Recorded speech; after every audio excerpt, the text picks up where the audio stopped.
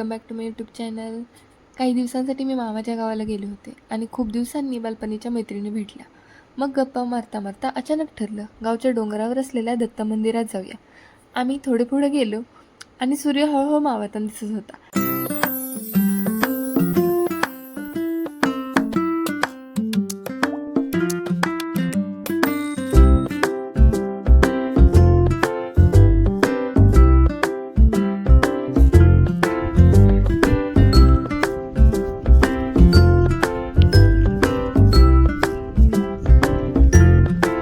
आकाशाचे रंग पण बदलत होते.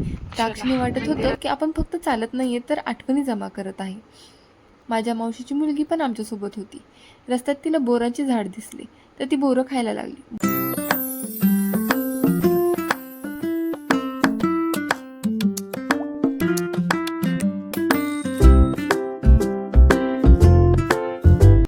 आजूबाजूला झाडं, शांत वातावरण, अगदी गावाकडचं फील. शेवटी आम्ही दत्त मंदिरात पोहोचलो. तोपर्यंत वारा थोडा जोरात व्हायला लागला होता.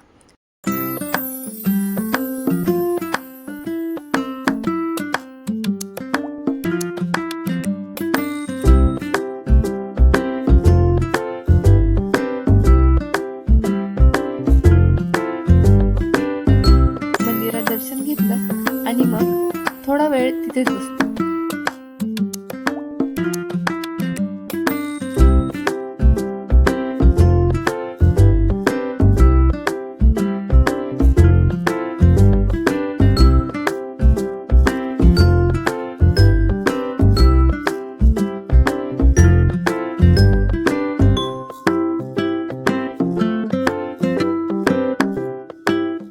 गप्पा, हसणं, जुन्या आठवणी.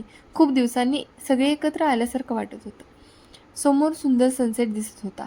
मग फोटो काढले आणि काही क्षण तिथेच बसून ते दृश्य बघत राहिले.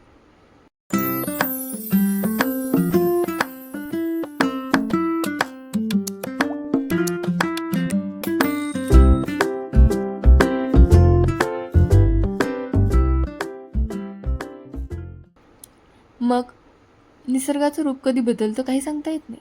थोड्याच वेळात वारा अजून जोरात वाहू लागला. आकाशात विजा चमकायला लागल्या आणि वातावरण अचानक पूर्ण बदललं. वादळ सुरू झाल्यासारखं वाटत होतं. मग आम्ही खाली जायचं ठरवलं.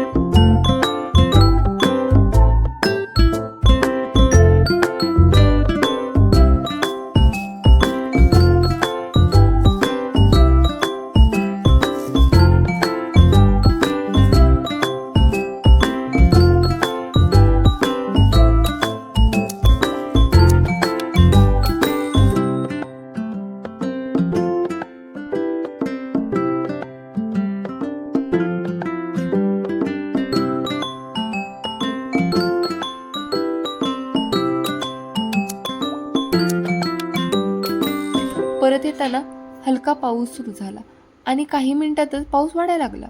मग आम्ही सगळे हसत पळत घराकडे निघालो. एका बाजूला पाऊस, दुसऱ्या बाजूला भीती आणि मध्ये आम्ही फक्त हसतच होतो.